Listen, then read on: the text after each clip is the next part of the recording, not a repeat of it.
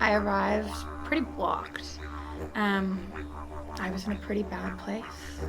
Over the last decade, I've done everything from yoga to Reiki to green juice.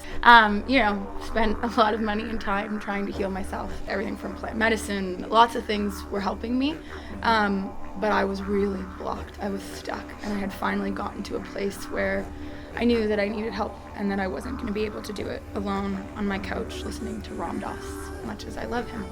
The Amanae process begins in a one-on-one session. In a very safe environment, you delve deep into yourself. When we come here to the workshop, all of a sudden we are in a group setting, and you are asked to bring your shadow part and your light part, the fullness of yourself, to be witnessed by others. I had spent a long time running away from my shadow and running away from the gift that I feel I walk away from this workshop with, which is truth and trusting myself that, I have the answers and my inner children have the answers. And so if I hadn't had the opportunity to do this in a group setting, I honestly don't know if I would have been able to hold myself accountable in the way I know I have to.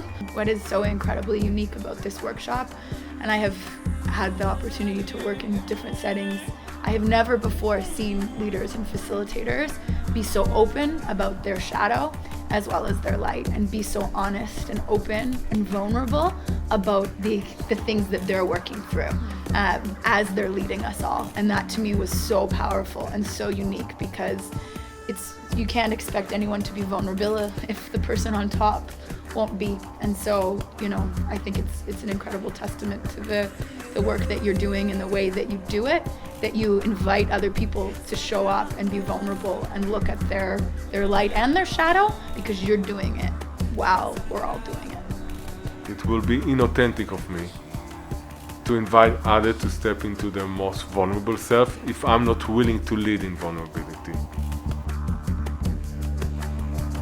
And to be honest, my body always knew what happened, and my subconscious certainly knew, but my mind was just not able to accept it. And so, the difference here is, the best way I can really describe it is, instead of running away from all of the crap, from all of the nightmares, from all of the darkness that sort of had been haunting me, I went into it and realized the only person I was running from was myself, because honestly, everything that happened already happened, and it was in my head.